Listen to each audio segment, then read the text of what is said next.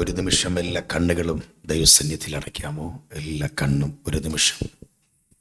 ഇതുവരെയും PPC കുടുംബത്തിൻ്റെ അനുഗ്രഹിക്കപ്പെട്ട പ്രാർത്ഥനകളും മധ്യസ്ഥ പ്രാർത്ഥനകളും ആശംസകളും ഒക്കെ ഇവിടെ കർത്തൃദാസന്മാരിലൂടെ അനുഭവങ്ങൾ പങ്കുവെച്ചു കൊണ്ടിരുന്നു. തുടർന്ന് ചില നിമിഷങ്ങൾ നമ്മൾ ഈ ശുശ്രൂഷയുടെ അനുഗ്രഹത്തിനായി ദൈവശബ്ദം കേൾക്കാൻ പോകുന്നതിനാൽ എല്ലാവരും ഈ വേദിയിലിരിക്കുന്ന ശ്രേഷ്ഠന്മാരായ കർത്തൃദാസന്മാരും ഈ ശുശ്രൂഷ അനുഭവിക്കാൻ വന്നിരിക്കുന്ന എല്ലാ പ്രിയപ്പെട്ടവരും ഒരു നിമിഷം അതരങ്ങളെ തുറന്ന് നമുക്കൊന്ന് ദൈവത്തിന് സ്തോത്രം ചെയ്യാമോ? എല്ലാവരും ദൈവത്തിന് സ്തോത്രം ചെയ്യാം. ഹല്ലേലൂയ. ഞങ്ങളങ്ങേ വാഴ്ത്തുന്നു കർത്താവേ, ഞങ്ങളങ്ങേ വാഴ്ത്തുന്നു, ഞങ്ങളങ്ങേ സ്തോത്രം ചെയ്യുന്നു. നമ്മെല്ലാവരും ദൈവസന്നിധി സ്തോത്രം ചെയ്തുകൊണ്ട് നിൽക്കുമ്പോൾ ഒരാൾ വിശുദ്ധ ബൈബിൾ തുറന്ന് ഒരു വാക്യം ആരംഭത്തിൽ വായിക്കും.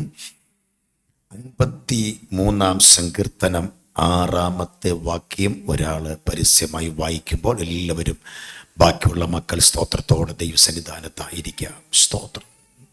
53-ാം സങ്കീർത്തനം 6-ാം വാക്യം. സിയോനിൽ നിന്ന് ഇസ്രായേലിൻ്റെ രക്ഷ വന്നെങ്കിൽ ദൈവം തൻ്റെ ജനത്തിൻ്റെ സ്ഥിതി മാറ്റുമ്പോൾ യാക്കോബ് സന്തോഷിക്കുകയും ഇസ്രായേൽ ആനന്ദിക്കുകയും യാക്കോബ് സന്തോഷിക്കുകയും ഇസ്രായേൽ ആനന്ദിക്കുകയും ചെയ്യും. എല്ലാ കണ്ണുകളും ഒരു നിമിഷം ദൈവസന്നിധി നമുക്ക് അടയ്ക്കാം. ഞങ്ങളുടെ സ്വർഗപിതാവേ, അവിടുത്തെ പുത്രനെ ഞങ്ങൾ ഇന്ന് രാത്രി ഉയർത്തുന്നു. ഇവിടെ പ്രാർത്ഥിച്ചാരംഭിച്ച PPC കുടുംബ സംഗമത്തിൻ്റെ ഈ പ്രത്യേക മീറ്റിങ്ങിൽ കർത്താവിൻ്റെ ദാസന്മാരിലൂടെയൊക്കെ ദൈവ വാക്യങ്ങളും അനുഭവങ്ങളും ആശംസകളും പ്രാർത്ഥനകളും നടന്നുകൊണ്ടിരുന്നു. ഞങ്ങൾ ചില നിമിഷങ്ങൾ ദൈവവചനം കർത്താവെ കേൾക്കാൻ പോകുന്നതിനാൽ ഞങ്ങളുടെ നാവിൻ്റെ തുമ്പിൽ ദൈവശബ്ദം, ദൈവത്തിൻ്റെ വചനം ഇന്ന് രാത്രി വച്ചു തരികയാണ്. ഇവിടെ ആയിരിക്കുന്ന ഓരോ ദൈവമക്കളോടും ദൈവശബ്ദം കർത്താവ് കേൾപ്പിക്കുന്നതിനായി സ്തോത്രം ചെയ്യുന്നു. വന്നെല്ലാവരും അനുഗ്രഹിക്കണമേ. PPCയുടെ കുടുംബ സംഗമത്തെ പ്രവർത്തനങ്ങളെ ഇന്ത്യയുടെ വിവിധ സ്റ്റേറ്റുകളിൽ, കേരളത്തിൻ്റെ വിവിധ ജില്ലകളിൽ പ്രവർത്തിക്കുന്ന എല്ലാ പ്രവർത്തനങ്ങളെയും അവിടെ ശുശ്രൂഷിക്കുന്ന കർത്തൃദാസന്മാരെയും എല്ലാവരെയും ഇന്ന് രാത്രി പ്രാർത്ഥിച്ച് അനുഗ്രഹിക്കുന്നു. ഈ വേദിയിലായിരിക്കുന്ന അനുഗ്രഹിതരായ കർത്തൃദാസന്മാരെ പ്രാർത്ഥിച്ച് അനുഗ്രഹിക്കുന്നു. പ്രത്യേകിച്ച് കർത്താവിൻ്റെ ദാസൻ പാസ്റ്റർ സാജു കെ ജോസ് അവരുകളെയും കുടുംബപരമായി തന്നോടൊപ്പം പ്രവർത്തിക്കുന്ന എല്ലാ ശ്രേഷ്ഠന്മാരെയും പ്രാർത്ഥിച്ച് അനുഗ്രഹിക്കുന്നു. ഈ ശുശ്രൂഷയുടെ ആരംഭം മുതൽ അവസാനം വരെ കർത്താവ് ഇന്ന് രാത്രി ഞങ്ങളുടെ നടുവിൽ അധ്യക്ഷനായിരിക്കണം. ശുശ്രൂഷ മുഴുവനും സ്വർഗം ഇന്ന് രാത്രി ഏറ്റെടുക്കണം. പുത്രനെ ഞങ്ങൾ ഉയർത്തുന്നു. ആരാധനകൾക്കും പ്രവർത്തനങ്ങൾക്കും ശുശ്രൂഷകൾക്കും എതിരായി നിൽക്കുന്ന ദേശത്തിൻ്റെ എല്ലാ ഇരുളിൻ്റെ വ്യാപാരങ്ങളെ ഞങ്ങൾ ഒന്നിച്ച് ഇന്ന് രാത്രി ശാസിച്ച് ഞങ്ങളെന്നെ ചെയ്യാമെടുക്കുന്നു. വന്നിരിക്കുന്ന ഓരോ ദൈവമക്കൾക്കൊരു വലിയ വിടുതൽ ഇന്ന് രാത്രി സ്വർഗം പകരണം. പുത്രനെ ഞങ്ങൾ ഉയർത്തുന്നു. യേശുവിൻ്റെ നാമത്തിൽ കേൾക്കണമേ പിതാവേ, ആമേൻ. ഒരു നിമിഷം എല്ലാവരും കരങ്ങൾ ഉയർത്തി ചേർന്ന് കർത്താവിനെ മഹിമപ്പെടുത്താം. ഹല്ലേലൂയ. എല്ലാവരെയും കർത്താവ് ഇന്ന് രാത്രി അനുഗ്രഹിക്കട്ടെ. ദൈവ കൃപയും ദൈവ സാന്നിധ്യവും നിറഞ്ഞു നിൽക്കുന്ന അനുഗ്രഹിക്കപ്പെട്ട PPC കുടുംബ സംഗമത്തിൽ ഇന്ന് രാത്രി ചില നിമിഷങ്ങൾ ദൈവ ശബ്ദവുമായി നിൽപ്പാൻ കർത്താവിൻ്റെ ജീവിതത്തിൽ നൽകിയ എല്ലാ അവസരങ്ങളും ഞാൻ ഓർക്കുന്നു. ഇന്നത്തെ ഈ മീറ്റിങ്ങിൻ്റെ അധ്യക്ഷനായിരിക്കുന്ന ബഹുമാന്യ ശ്രേഷ്ഠനായ കർത്തൃദാസനുള്ള സ്നേഹത്തെ അറിയിക്കുന്നു. പ്രത്യേകിച്ച് ഈ ശുശ്രൂഷകൾക്കായി എന്നെ ക്ഷണിച്ച, ക്രിസ്തുവിൽ ഞാൻ ഏറെ ബഹുമാനിക്കുകയും സ്നേഹിക്കുകയും ചെയ്യുന്ന, ഏറിയ വർഷങ്ങളായി ആത്മബന്ധത്തിൽ ഞങ്ങൾക്കായിരിക്കാൻ ദൈവ അവസരം നൽകിയ PPCയുടെ മുൻനിരയിൽ നിന്ന് പ്രവർത്തിക്കുന്ന ഈ പ്രസ്ഥാനത്തിൻ്റെ ചുക്കാൻ പിടിക്കുന്ന അനുഗ്രഹിതനായ കർത്തൃദാസൻ പ്രിയ സാജു കെ ജോസ് അച്ചായനോർത്തുള്ള സ്നേഹത്തെ അറിയിക്കുന്നു. ഏറ്റവും വളരെ ആത്മബന്ധം ഞങ്ങൾക്കൊണ്ട് ചില വർഷങ്ങളായി തിരുവനന്തപുരത്ത് വരുമ്പോൾ ഇവിടുന്ന് രാത്രി വാഹനത്തിൽ കയറി രാവിലെ വീട്ടിൽ വന്ന് അല്പം മിനിറ്റ് ഇരുന്ന് ഫ്രഷായിട്ടാണ് സാജുച്ചാൻ പോകുന്നത്. അങ്ങനെ ചില വർഷത്തെ ബന്ധം ഞങ്ങൾക്കുണ്ട്. വളരെ തിരക്കിട്ട സമയത്താണ് ഞാൻ രാവിലെ അവിടെ നിന്ന് ഓടിയെത്തിയത്. ഇന്ന് നമുക്കറിയാം, ഇന്ന് നമ്മുടെ സ്തോത്രം സ്വാതന്ത്ര്യ ദിനമായതുകൊണ്ട് നിരവധി മീറ്റിങ്ങിനൊക്കെ ഇപ്പോൾ കഴിഞ്ഞ ദിവസങ്ങളൊക്കെ ഡേറ്റ് കൊടുത്തു. 1-2 സ്ഥലത്ത് 2 ദൈവദാസന്മാരെ ഞാൻ പോണ സ്ഥലത്ത് വിട്ടിട്ടാണ് അച്ചായൻ്റെ ക്ഷണം സ്വീകരിച്ച് ചില നിമിഷങ്ങളിൽ ഇന്ന് രാവിലെ അവിടുന്ന് യാത്ര തിരിച്ച് ഇവിടെ എത്തിയത്. എനിക്കും വേഗത്തിൽ കടന്നു പോകണം. സ്തോത്രം. പ്രത്യേകിച്ച് ഇവിടെ ആയിരിക്കുന്ന വേദിയിലായിരിക്കുന്ന ബഹുമാന്യ പ്രിയലാൽ അച്ചായനോട് ദൈവത്തിന് നന്ദി അറിയിക്കുന്നു. അതുപോലെ തന്നെ മറ്റെല്ലാ കർത്തൃദാസന്മാർ, ഒറീസ എന്ന് പറഞ്ഞ ദൈവദാസൻ, പ്രാർത്ഥിച്ച പ്രിയവാൻ അച്ഛൻ, മറ്റ് കർത്തൃദാസന്മാർ, കൊടൈക്കനാൽ പ്രവർത്തിക്കുന്ന കർത്തൃദാസൻ, എല്ലാവർക്കും പ്രത്യേകിച്ച് മറ്റെല്ലാ ഇവിടെ ഇരിക്കുന്ന ഈ വേദിയിലിരിക്കുന്ന വാത്സല്യ എല്ലാ ദൈവമക്കൾക്ക് കർത്താവിൻ്റെ നാമത്തിലുള്ള സ്നേഹത്തെ ഇന്ന് രാത്രി അറിയിക്കുന്നു. വളരെ സന്തോഷമുണ്ട് ഇവിടെ നിൽക്കുന്നതിൽ. PPCയുടെ പ്രവർത്തനങ്ങളൊക്കെ പ്രിയ സാജുച്ചാൻ പറഞ്ഞപ്പോൾ ഞാൻ അന്ന് അറിഞ്ഞ നാൾ മുതൽ, അദ്ദേഹത്തെ പരിചയപ്പെട്ട നാൾ മുതലൊക്കെ ഞങ്ങളെ കുടുംബമായി, എൻ്റെ സഭയായി, സിയോൺ ഗാസ്പൽ യുണൈറ്റഡ് മിനിസ്ട്രി എന്ന ഞങ്ങളുടെ ചർച്ചിൻ്റെ എല്ലാ ലോക്കൽ സഭകളിലും കൂടെ നിൽക്കുന്ന ദൈവദാസന്മാരോടൊക്കെ ഞാൻ പറഞ്ഞ് ഈ പ്രവർത്തനത്തിന് വേണ്ടി പ്രാർത്ഥിക്കാറുണ്ട്. പ്രാർത്ഥനയുടെ ഫലത്തിൽ എനിക്കും ഇന്ന് ഇവിടെ നിൽപ്പാൻ കർത്താവ് അവസരങ്ങൾ നൽകി. ഞാനിപ്പോൾ ചില വർഷങ്ങളായി തിരുവനന്തപുരത്ത് ടൗണിൽ താമസിച്ച് കർത്താവിൻ്റെ ശുശ്രൂഷയിലായിരിക്കുന്നു. കുടുംബമായി എൻ്റെ ശുശ്രൂഷയുടെ 39ാമത്തെ വർഷമാണ്. ഞാൻ സഭയുടെ പാസ്റ്ററായിട്ട് സഭ ശുശ്രൂഷ വഹിച്ച് നിന്നിട്ട് ഇനിയൊരു 5 മാസം കഴിയുമ്പോൾ 2026, അപ്പോൾ 40 വർഷം തികയും. 17ാമത്തെ വയസ്സിൽ സഭയുടെ പാസ്റ്ററായി സഭാ ശുശ്രൂഷ വഹിച്ചു. ശുശ്രൂഷ ഏറ്റെടുത്തു. 87-ൽ സഭാ ശുശ്രൂഷ ഏറ്റെടുത്തു. 19 വയസ്സായപ്പോൾ കല്യാണം കഴിഞ്ഞു. കാരണം സഭ നടത്തുന്ന പാസ്റ്റർ കല്യാണം കഴിഞ്ഞിരിക്കണം. ആ കാലഘട്ടത്തും ഇന്നും അങ്ങനെയാണ്. ഞങ്ങളുടെ പിതാക്കന്മാരുടെ നിർദ്ദേശമനുസരിച്ച് 19 വയസ്സായപ്പോൾ കല്യാണം കഴിഞ്ഞു. അതുകൊണ്ട് ഞങ്ങളെ കുടുംബം മൊത്തം മിഷണറിയാണ്. സാജുച്ചൻ പറഞ്ഞ പോലെ കഴിഞ്ഞ വർഷം ഇതേ മീറ്റിങ്ങിൽ എൻ്റെ 2ാമത്തെ മകൻ പാസ്റ്റർ ജിബിൻ കോട്ടൂരാണ് ഇവിടെ ദൈവവചനം പ്രസംഗിച്ചെന്ന് ഇപ്പോൾ കേട്ടതിൽ സന്തോഷമുണ്ട്. ഞാൻ ഇന്നിവിടെ നിൽക്കുമ്പോൾ അദ്ദേഹം ബാംഗ്ലൂരിലെ അസംബ്ലി സെക്രട്ടറി ഏലീം ചർച്ചിൽ അദ്ദേഹം ഇന്ന് അവിടെ പ്രസംഗിച്ചുകൊണ്ട് നിൽക്കുക. അദ്ദേഹം ഇന്നലെ രാത്രി കയറി, ഞങ്ങൾ ഇന്ന് രാവിലെ കയറി. സ്തോത്രം. കുടുംബമായി കർത്താവിൻ്റെ മഹത്വമുള്ള ശുശ്രൂഷ കുഞ്ഞു പ്രായത്തിൽ ചെയ്യാൻ കർത്താവ് എനിക്ക് ഭാഗ്യം നൽകി. ഇതേപോലൊരു ഭാഗ്യം ജീവിതത്തിൻ്റെ മേഖലയിൽ ഒന്നുമില്ല. ഇവിടെ ഇരിക്കുന്ന വാത്സല്യ സഹോദരങ്ങൾ, മാതാപിതാക്കന്മാരൊക്കെ ഇവിടെ ഇരിക്കുന്ന എല്ലാവരോടും ഒക്കെ ഞങ്ങൾക്ക് പ്രഭാഷണമായി പറയാനുള്ളത്, സ്തോത്രം, നമ്മുടെ കർത്താവായ യേശുക്രിസ്തുവിനെ ആരാധിക്കുമ്പോഴത്തെ ഒരു ഭാഗ്യം ജീവിതത്തിൽ മറ്റൊന്നില്ല. എല്ലാവരും ഒന്ന് സ്തോത്രം പറഞ്ഞാട്ടെ. എല്ലാവരും, ഞാൻ ഒരു സന്തോഷം ആൾക്കാർ കാണുന്നില്ല. കാര്യം നമുക്ക് വല്ല സന്തോഷിക്കാൻ സ്ഥലമുണ്ടെങ്കിൽ ദൈവസന്നിധി മാത്രമേ ഉള്ളൂ, അല്ലേ? നിൻ്റെ സന്നിധിയിൽ സന്തോഷ പരിപൂർണതയും നിൻ്റെ വലത്തുഭാഗത്തെന്നും പ്രമോദങ്ങളുമുണ്ട്, അല്ലേ? ഒരു ക്ഷേത്രത്തിലോ മറ്റേതെങ്കിലും ഒരു പരിപാടികളോ ഉത്സവ പറമ്പിൽ ചെന്ന ആൾക്കാരിരുന്ന് അവർ മിണ്ടാതിരിക്കുന്ന ക്രിസ്ത്യാനിൽ മാത്രമേ ഉള്ളൂ. മറ്റു ജാതികൾ അവരവരുടെ ദൈവത്തെ അവരെ ആരാധിക്കാൻ വേണ്ടി എന്തൊക്കെ കാണിക്കുന്നു പറയുമ്പോൾ, ഇതുവഴി ശൂലം കുത്തിക്കടത്തും, നാരങ്ങ കുത്തിവെക്കും, ശരീരം മൊത്തവും മുറിവേൽപ്പിക്കും. എന്തൊക്കെ കാണിക്കുമോ, അവരെ ദൈവത്തെ എങ്ങനെയൊക്കെ പ്രസാദിപ്പിക്കാൻ പറ്റുമോ ആ തരത്തിൽ മറ്റു സമുദായക്കാർ അവരെ ദൈവത്തെ പ്രസാദിപ്പിക്കുന്നു. പക്ഷെ ഇതൊന്നും ചെയ്യാതെ ദൈവസന്നിധി വന്നിരുന്നു കൊണ്ട് ഒരു സ്തോത്രം പറഞ്ഞാൽ മാത്രം മതി, ദൈവസാന്നിധ്യം അവിടെ ഇറങ്ങി വരും. സ്തോത്രം. ആ ഒരു തലത്തിൽ നമ്മുടെ കർത്താവിനെ നമുക്ക് സേവിക്കും പോലെ ഭാഗ്യം ജീവിതത്തിൽ മറ്റൊന്നില്ല. എന്നെ സംബന്ധിച്ചിടത്തോളം ഒരിക്കലും ഈ വിശുദ്ധ ബൈബിൾ ചുമന്നുകൊണ്ട് നിൽക്കുമെന്ന് ഒരിക്കലും ആഗ്രഹിച്ച ആൾ. എൻ്റെ പപ്പയും ഒരു ഇന്ത്യൻ ഇവാഞ്ചലിക്കിൻ്റെ ഒരു അച്ഛനായിരുന്നു. ഞങ്ങളെ എൻ്റെ അപ്പൻ്റെ അപ്പൻ പാസ്റ്റർ, ഞാൻ പാസ്റ്റർ, എൻ്റെ മകൻ പാസ്റ്റർ, എൻ്റെ മകൻ്റെ മക്കളും പാസ്റ്ററാണ്. സ്തോത്രം പറഞ്ഞാട്ടെ. കുടുംബം മുഴുവനും വേറെ ജോലിയും കൂലിയും ഇല്ലാത്തതുകൊണ്ടല്ല പാസ്റ്ററാകുന്ന. സ്തോത്രം ചെയ്യുന്നു. കർത്താവിൻ്റെ ശുശ്രൂഷ പോലെ ലോക ചരിത്രത്തിൽ മറ്റൊരു ശുശ്രൂഷയില്ല ജീവിതത്തിൻ്റെ. പക്ഷേ ജീവിതത്തിൻ്റെ കഷ്ടതകളും ത്യാഗങ്ങളും വേദനകളും തീച്ചൂളേക്കൂടെയൊക്കെ കടന്നു പോകുന്ന ഒരു മാർഗമുണ്ടെങ്കിൽ ഈ കർത്താവിൻ്റെ ശുശ്രൂഷയാണ്. സ്തോത്രം ചെയ്യുന്നു. പലരും പറയുന്ന ഒരു വേലയും കൂലി ഇല്ലാത്തതുകൊണ്ടൊക്കെ ഇങ്ങനെ തിന്നാൻ നടക്കുന്നു എന്നൊക്കെ. തിന്നെങ്കിൽ എൻ്റെ വയറ് കുടവണ്ടി ഇറങ്ങുമായിരുന്നു. ഒരു സ്തോത്രം പറഞ്ഞാട്ടെ. സ്തോത്രം ചെയ്യുന്നു. നിങ്ങളെയൊക്കെ തീറ്റിക്കാൻ വേണ്ടി ഞങ്ങൾ ഇരുന്ന് ഉപവസിക്കുകയാണ്. ഒരല്ലേല് പറയാം. സ്തോത്രം, അല്ലേ? മറ്റുള്ള ആൾക്കാരെ സന്തോഷത്തിന് വേണ്ടി, സമാധാനത്തിന് വേണ്ടി മറ്റുള്ള ആൾക്കാരുടെ സന്തോഷത്തിന് വേണ്ടി, സമാധാനത്തിന് വേണ്ടി, അവരെ ആശ്വാസത്തിന് വേണ്ടിയൊക്കെ ഞങ്ങൾ ഉപവസിച്ചും പ്രാർത്ഥിച്ചും കരഞ്ഞും ഒക്കെ ഇങ്ങനെ തീച്ചുള്ളിൽ കൂടെ കടന്നു പോകുന്നത് കൊണ്ട് പലരെയും ദൈവം ആശ്വസിപ്പിച്ചു കൊണ്ടിരിക്കുന്നു. ഷാജു അച്ചായൻ്റെ PPCയുടെ പ്രവർത്തനങ്ങൾ ഇന്ത്യയുടെ വിവിധ ജില്ലകളിൽ സ്തോത്രം ചെയ്യുന്നു. പ്രവർത്തനം ഉണ്ടെന്ന് കേട്ടതിൽ സന്തോഷമുണ്ട്. ഞങ്ങൾ പ്രാർത്ഥിക്കുന്നുണ്ട്. ഷാജു അച്ചാ ഭാരപ്പെടേണ്ട. ബൈബിളിനകത്തൊരു വാക്യമുണ്ട്. നിങ്ങളിൽ ഫിലിപ്പിയർ ലേഖനം 1-4 വാക്യം. നമ്മൾ മുഖവരയായി ഒരു വാക്യം വായിച്ചു. എനിക്ക് ഏകദേശം ഒരു 50 മിനിറ്റ് മാത്രമേ ഞാൻ നിൽക്കത്തുള്ളൂ.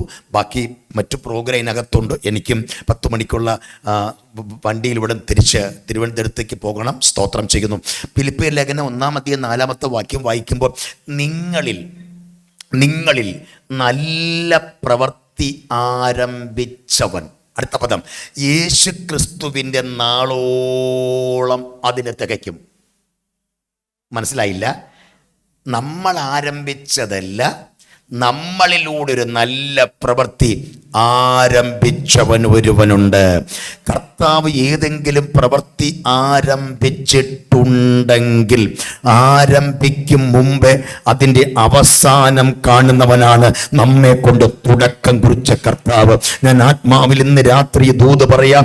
ഇതിനകത്തിരിക്കുന്ന പല പ്രായം കൊണ്ടും പക്വത കൊണ്ടും ജീവിതം കൊണ്ടൊക്കെ ഒരുപക്ഷെ പ്രായമുണ്ടെങ്കിലും നമ്മുടെ കണ്ണടയും മുമ്പായി നിങ്ങളെക്കുറിച്ച് ദൈവത്തിന് മഹത്തായ പദ്ധതി ഉണ്ടെങ്കിൽ നിങ്ങളെ കൊണ്ട് ചില കാര്യങ്ങൾ ദൈവം ഈ ദിവസങ്ങൾ ആരംഭം കുറിക്കും. അതെനിക്ക് കഴിവില്ല, എനിക്ക് പ്രാപ്തിയില്ല, എനിക്ക് അറിഞ്ഞുകൂടാ എന്ന് പറഞ്ഞ് നമുക്കാർക്കും മാറിയിരിക്കാൻ കഴിയത്തില്ല. ആർക്കും അറിവും പ്രാപ്തിയും ഇല്ലാത്തവരിൽ കൂടിയാണ് ദൈവം ചില നല്ല പ്രവർത്തികൾ ആരംഭിക്കുന്നത്. എവിടെയെല്ലാം നമ്മുടെ കർത്താവ് ചിലരിലൂടെ ദൈവത്തിന്റെ പ്രവൃത്തി ആരംഭിച്ചിട്ടുണ്ടോ അതിന്റെ അവസാനം വരെ ദൈവം കൊണ്ടെത്തിച്ചിട്ടുണ്ട്. അത് വിശ്വസിക്കുന്ന മക്കൾ ചേർന്ന് ദൈവത്തിന് സ്തോത്രം ചെയ്യാം. ഞാൻ PPCയുടെ മുൻപിൽ നിൽക്കുന്ന അഭിഷക്തന്മാരോടും ഇവിടെ എന്നെ കേൾക്കുന്ന പ്രിയപ്പെട്ട മക്കളോടും ഇന്ന് രാത്രി ഞാൻ പറയാം, PPCയുടെ പ്രവർത്തനം ദൈവമാണ് ആരംഭിച്ചത്. അതുകൊണ്ട് 2025 അവസാന മാസം വരെ ദൈവം നിർത്തിയെങ്കിൽ ഞാൻ പറയാം, ക്രിസ്തുയേശുവിന്റെ നാളോളം ഈ പ്രവർത്തനം കർത്താവ് തികയ്ക്കും. 100 കണക്കിന് ആത്മാക്കളെ, 100 കണക്കിന് മനുഷ്യരെ ദൈവത്തിന്റെ സന്നി നേടിയെടുക്കുന്ന പ്രവർത്തനമാക്കി PPCയെ ദൈവം മുമ്പോട്ട് കൊണ്ട് വരും എന്ന് വിശ്വസിക്കുന്നവർ ഒന്ന് കരമടിച്ചു ചേർന്ന് കർത്താവിന് സ്തോത്രം ചെയ്യാമോ? ദൈവം ആരംഭിച്ചതിനെ അവസാനിപ്പിക്കുവാൻ ഒരു മനുഷ്യനും കഴിയത്തില്ല. ദൈവം തുടക്കം കുറിച്ചതിനെ, ദൈവം ആരംഭം കുറിച്ചതിനെ അത് വഴിക്ക് വെച്ച് അവസാനിപ്പിക്കാൻ വേണ്ടി ശത്രു പദ്ധതി ഒരുക്കിയാലും ദൈവം തുടക്കം കുറിച്ചതിനെ അവസാനിപ്പാൻ അത് ദൈവം വിചാരിച്ചാലേ പറ്റൂ. ദൈവം പറയുന്നു, ക്രിസ്തുയേശുവിന്റെ നാളോളം ദൈവം അതിനെ തികയ്ക്കും. ദൈവം ആരംഭിച്ചതിനെ കഴിഞ്ഞ 39 വർഷങ്ങളായി ദൈവം എന്നിലൂടെ ആരംഭിച്ച സുവിശേഷ പ്രവർത്തനം സ്തോത്രം ചെയ്യുന്നു. ലോകത്തിന്റെ വിവിധ രാജ്യങ്ങൾ അനവധി പ്രാവശ്യങ്ങൾ സഞ്ചരിപ്പാൻ, ഇന്ത്യയുടെ വിവിധ സ്റ്റേറ്റുകളിൽ നിരവധി പ്രാവശ്യങ്ങൾ സഞ്ചരിച്ചുകൊണ്ട് ഈ യേശുക്രിസ്തുവിനെ പ്രസംഗിപ്പാനൊക്കെ ദൈവം നമ്മളിലൂടെ ആരംഭിച്ചിരിക്കുന്ന ഈ പ്രവൃത്തിയെ നോക്കൂ, വഴിക്ക് വെച്ച് അവസാനിപ്പിക്കാൻ വേണ്ടി പലപ്പോഴും പിശാച് പദ്ധതിയൊരുക്കി. ഏതൊക്കെ തരത്തിൽ അപകടങ്ങൾ, അനർത്ഥങ്ങൾ ഒക്കെ ജീവിതത്തിൽ പിശാച് കൊണ്ടിട്ടിട്ട് നീ ദൈവം ആരംഭിച്ചതിനെ അതിന്റെ അവസാനം വരെ നീ കാണത്തില്ല എന്ന് നാളും പേരും വയസ്സും ടൈം വരെ പിശാച് എഴുതി വെച്ചു. നമ്മുടെ പകുതി വഴിക്ക് അവസാനിപ്പിക്കാൻ ശത്രു പലതവണ നോക്കിയിട്ട് അവസാനിപ്പിക്കാൻ നോക്കിയ ശത്രുവിന്റെ അടിസ്ഥാനം ദൈവം ഇളക്കിയിട്ട് ദൈവം ആരംഭിച്ച നമ്മളെ സ്വർഗം ഇന്നയോളം നിർത്തിയിരിക്കുന്നു. വിശ്വസിക്കുന്ന മക്കൾ ചേർന്ന് കർത്താവിന് സ്തോത്രം ചെയ്യാം. ഇവിടെ ഇരിക്കുന്ന അഭിഷക്തന്മാരെല്ലാം അവരിലൂടെ ദൈവം തുടങ്ങിയ പ്രവർത്തനമാണ് സുവിശേഷം എന്ന് പറയുന്നത്. സുവിശേഷത്തെ തകർക്കുവാൻ ലോക ചരിത്രത്തിൽ ഒരു ശക്തിക്കും കഴിയത്തില്ല. എന്താണ് സുവിശേഷം? അനാദികാലം മുതൽ ദൈവത്തിന്റെ അനന്തതയുടെ അണിയറയിൽ പിതാവായ ദൈവം നമുക്ക് വേണ്ടി സൂക്ഷിച്ചു വെച്ച ഒരുവനാണ് നമ്മുടെ കർത്താവായ യേശു ക്രിസ്തു. ആ യേശു ക്രിസ്തു ആയിരിക്കുന്ന നമ്മൾ വായിച്ച സിയോനിൽ നിന്നും ഇസ്രായേലിന്റെ രക്ഷ വന്നുവെങ്കിൽ ദൈവം തന്റെ ജനത്തിന്റെ സ്ഥിതി മാറ്റുമ്പോൾ യാക്കോബ് സന്തോഷിക്കും, ഇസ്രായേൽ ആനന്ദിക്കും. സ്തോത്രം ചെയ്യും. നോക്കൂ, പഴയ നിയമത്തിൽ ഇസ്രായേലിന്റെ രണ്ടാമത്തെ രാജാവിന്റെ പ്രാർത്ഥനയാണ്, സിയോനിൽ നിന്നും ഇസ്രായേലിന്റെ രക്ഷ വന്നെങ്കിൽ ദൈവം ഞങ്ങളുടെ സ്ഥിതി മാറ്റും. ഒന്ന് കരമുയർത്തി സ്തോത്രം ചെയ്യാമോ മക്കളെ? ഈ രക്ഷ എവിടെയൊക്കെ കയറി ചെന്നിട്ടുണ്ടോ, ഈ രക്ഷ ഏതൊക്കെ സ്റ്റേറ്റിൽ പോയിട്ടുണ്ടോ, ഈ രക്ഷ ഏതൊക്കെ രാജ്യത്തിൽ പോയിട്ടുണ്ടോ, ഈ രക്ഷ ഏതൊക്കെ വീട്ടിനകത്ത് കയറി ചെന്നിട്ടുണ്ടോ, അവരെ ചരിത്രം മാറിയിട്ടുണ്ട്. വിശ്വസിക്കുന്നവർ ചേർന്ന് സ്തോത്രം പറയാമോ? PPC പ്രവർത്തനത്തിലൂടെ കർത്താവിന്റെ രക്ഷ രാജ്യത്തിന്റെ വിവിധ ഇടങ്ങളിൽ, ചില കുടുംബത്തിനകത്ത്, ചില കൂടാരത്തിനകത്ത്, ചില സ്റ്റേറ്റുകളിൽ ദൈവാത്മാവിന്റെ രക്ഷ ഈ ദിവസങ്ങൾ കയറി ചെല്ലാൻ ഇതൊരു അന്ത്യകാലമാണ്. നമ്മുടെ കർത്താവിന്റെ വരവ് ഏറ്റവും അടുത്തുകൊണ്ടിരിക്കുമ്പോൾ ഇനി രക്ഷയുടെ മാർഗം ആരൊക്കെ കണ്ടിട്ടില്ലയോ അവിടെയെല്ലാം രക്ഷ കയറി ചെല്ലും. അതാര് തടഞ്ഞാലും, അതാരെതിർത്താലും, തല്ലിക്കൊന്നാലും, വെട്ടിക്കൊന്നാലും, ജയിലിൽ അടച്ചാലും, സ്വതന്ത്രം വലിച്ചടച്ചാലും, പിച്ച് ചീന്തിയാലും ഈ രക്ഷ ചില കൂടാരത്തിനകത്ത് കയറി ചെല്ലും. ഈ രക്ഷയെ തടയാൻ ചരിത്രത്തിൽ ആർക്കും കഴിയത്തില്ല എന്ന് വിശ്വസിക്കുന്നവരുണ്ടെങ്കിൽ രണ്ട് കരം ചേർത്തടിച്ച് ആമേൻ. കണ്ടോ? അപ്പൊ രക്ഷ, ദാവീദ് പറയുന്നു, രക്ഷ വന്നെങ്കിൽ ദൈവം തൻ്റെ ജനത്തിൻ്റെ സ്ഥിതി മാറ്റും. രക്ഷ വന്നെങ്കിൽ കൊണ്ട് നോക്കൂ, ഈ പഴയ നിയമകാലത്ത് നമ്മുടെ പിതാക്കന്മാരെ രക്ഷ കാണാൻ കാത്തിരുന്നവരാ. അവർ പ്രാർത്ഥിച്ചു, ആ രക്ഷ ഒന്ന് വന്നെങ്കിൽ ഞങ്ങളുടെ സ്ഥിതി ഒന്ന് മാറും എന്നൊക്കെ പിതാക്കന്മാർ പ്രാർത്ഥിച്ചു. പക്ഷെ ഒരു കാര്യം ഞാൻ പറയാം, അവർക്ക് രക്ഷകനെ കാണാൻ പറ്റിയില്ല, രക്ഷ കണ്ട്. ഒരു സ്തോത്രം പറ മക്കളെ. പോരാ. പഴയ നിയമത്തിലെ പിതാക്കന്മാർക്ക് രക്ഷ കണ്ടു, രക്ഷകനെ കാണാൻ പറ്റിയില്ല. രക്ഷകനെ കാണാൻ പറ്റിയ ഭാഗ്യമുള്ളവരാണ് ഇവിടെ ഇരിക്കുന്ന നിങ്ങളും ഞാനും. ഒരു സ്തോത്രം പറയാം മക്കളെ. പഴയ നിയമത്തിൽ രക്ഷ അവർ കാണാൻ ആഗ്രഹിച്ചു, രക്ഷ കാണാൻ ആഗ്രഹിച്ചുവെങ്കിലും രക്ഷകനായ യേശുവിനെ കാണാൻ ഭാഗ്യം കിട്ടിയില്ല. അവർ രക്ഷ കണ്ടു, അവർ വിടുതൽ കണ്ടു, അവർ നന്മ കണ്ടു, അവർ ഉയർച്ച പ്രാപിച്ചു. വിശ്വാസത്താൽ രാജ്യങ്ങളെ പിടിച്ചടക്കി, വിശ്വാസത്താൽ സിംഹത്തിന്റെ വായടച്ചു, വിശ്വാസത്താൽ തീയുടെ ബലം കെടുത്തി, വിശ്വാസത്താൽ എരിവോ മതിലിനെ ഇടിച്ചു തകർത്തു, വിശ്വാസത്താൽ ചെങ്കടലിനെ വിഭാഗിച്ചു, വിശ്വാസത്താൽ ശത്രുവിന്റെ തല അവർ തകർത്തെങ്കിലും രക്ഷകനെ കാണാൻ ഭാഗ്യം കിട്ടിയത് ഇവിടെ ഇരിക്കുന്ന എനിക്ക് നിങ്ങൾക്കുമാണെന്ന് വിശ്വസിക്കുന്നുവെങ്കിൽ ആ കരമൊന്ന് വീശി ആ ദൈവത്തിന് സ്തോത്രം പറയാമോ? രക്ഷകനായ യേശുവിനെ കാണാൻ ഭാഗ്യം ലഭിച്ചത് എനിക്കും നിങ്ങൾക്കുമാണ്. ലോകചരിത്രത്തിനകത്ത് രക്ഷ എന്നുള്ളത് എല്ലാവരും രക്ഷ കാണണമെന്നും രക്ഷ അനുഭവിക്കണമെന്നും രക്ഷപ്പെടണമെന്നും ദൈവത്തിന് മഹത്തായ പദ്ധതിയാണ്. അതുകൊണ്ടാണ് മഹാദൈവൻ രക്ഷകനെ ഭൂമിയിൽ അയച്ചത്. ഇനി നോക്കണം, ഈ രക്ഷകൻ ഭൂമിയിലോട്ട് വരാതിരിക്കാൻ പിശാച് എന്തെല്ലാം പദ്ധതി ഒരുക്കിയെന്നറിയാമോ? രക്ഷകൻ വരാതിരിക്കാൻ വേണ്ടി. ഈ രക്ഷകൻ വരും മുമ്പേ യെശയ്യാവിലൂടെ ദൈവം പറഞ്ഞപ്പോണ്ട്, നമുക്കൊരു ശിശു ജനിച്ചിരിക്കുന്നു, നമുക്കൊരു മകൻ നൽകപ്പെട്ടിരിക്കുന്നു, ആധിപത്യം അവൻ്റെ തോളിയിരിക്കുന്നു, അവൻ അത്ഭുത മന്ത്രി, അവൻ വീരനാം ദൈവം, അവൻ നിത്യപിതാവ്, അവൻ സമാധാന പ്രഭു. കണ്ടോ, രക്ഷകന്റെ ഗുണം പറയുകയാണ്. ജനിക്കും മുമ്പേ ഈ പറയപ്പെട്ട ഗുണമുള്ള രക്ഷകൻ ഭൂമിയിൽ വരുമെന്ന് മഹാദൈവം യെശയ്യാവിലൂടെ പ്രവചനത്തിലൂടെ പറഞ്ഞു, വാഗ്ദത്തം പറഞ്ഞു. പക്ഷെ ആ വാഗ്ദത്തം ഭൂമിയിലേക്ക് ജനിക്കാതിരിക്കാം, ആ രക്ഷ ഭൂമിയിലേക്ക് വരാതിരിക്കാം പിശാച് ഒരുപാട് അടവുകൾ പയറ്റി. ഈ രക്ഷ വന്നാൽ ലോകം മുഴുവനും രക്ഷകന്റെ പിന്നാലെ പോകും. ഒരു സ്തോത്രം പറഞ്ഞാട്ടെ. അതുകൊണ്ട് രക്ഷകൻ ഭൂമിയിൽ വരാതിരിക്കാൻ വേണ്ടി ഈ പ്രവചന ശബ്ദം കേട്ടപ്പോൾ, ഈ വാഗ്ദത്ത ശബ്ദം കേട്ടപ്പോൾ പിശാച് രക്ഷ ഭൂമിയിലേക്ക് വരാതിരിക്കാൻ ഒരുപാട് തടസ്സം കൊണ്ടിട്ടു. പക്ഷെ പിശാച് പല തടസ്സം ഇട്ടിട്ടും രക്ഷകൻ വരുമെന്ന് ഒരുവൻ പറഞ്ഞിട്ടുണ്ടെങ്കിൽ ആ രക്ഷകൻ ഭൂമിയിലോട്ട് വന്നു. കരമുയർത്തി സ്തോത്രം ചെയ്യാം. ആ രക്ഷകൻ ഭൂമിയിൽ വന്നത് കൊണ്ടല്ലേ മക്കളെ ഇന്ന് രാത്രി നമ്മൾ ഇവിടെ സന്തോഷത്തോടെ ഇന്ന് ഈ ഓഡിറ്റോറിയത്തിനകത്തിരിക്കുന്നത്. രക്ഷകൻ വരാതിരുന്നുവെങ്കിൽ നമുക്ക് ഈ സന്തോഷത്തോടെ ഇതിനകത്ത് ഒരിക്കലും ഇരിക്കാൻ കഴിയത്തില്ല. രക്ഷകൻ ഭൂമിയിൽ വന്നു. കരമുയർത്തി സ്തോത്രം ചെയ്യാം. ഒന്ന് ശക്തിയോടെ ദൈവത്തെ സ്തോത്രം പറയാം. നോക്കൂ, അപ്പൊ രക്ഷകൻ വരാതിരിക്കാൻ ശത്രു ഒന്നാമത് പിശാച് തടഞ്ഞത്, ഈ രക്ഷകൻ ഭൂമിയിൽ ദൈവം പറഞ്ഞാൽ അങ്ങനെ സംഭവിക്കും, രക്ഷകൻ വരുമെന്ന് ദൈവം പറഞ്ഞാൽ സംഭവിക്കുമെന്ന് പിശാചിനറിയാം. അതുകൊണ്ട് ആ രക്ഷകൻ ഭൂമിയിൽ വന്നാൽ ലോകം മുഴുവൻ ആരെ പുറകെ പോകും? രക്ഷകന്റെ പുറകെ പോകും. അപ്പൊ സാത്താന്റെ കൂടെ ആൾ കാണത്തില്ല. അതുകൊണ്ട് ഇങ്ങോട്ട് നോക്കണം, രക്ഷകൻ വരാതിരിക്കാൻ പിശാച് ഒന്നാമത് ഒരിക്കൽ പഴുത് 2.5 വയസ്സിന് താഴെയുള്ള ആൺകുട്ടികളെ കൊല്ലണം. എത്ര വയസ്സിന്? അവിടെ സ്ത്രീകളെ കൊല്ലാൻ പറഞ്ഞില്ല. ഈ പണ്ടേ പിശാചിന് പുരുഷന്മാരെ ഇഷ്ടമില്ല. ഒരു സ്തോത്രം പറഞ്ഞാട്ടെ.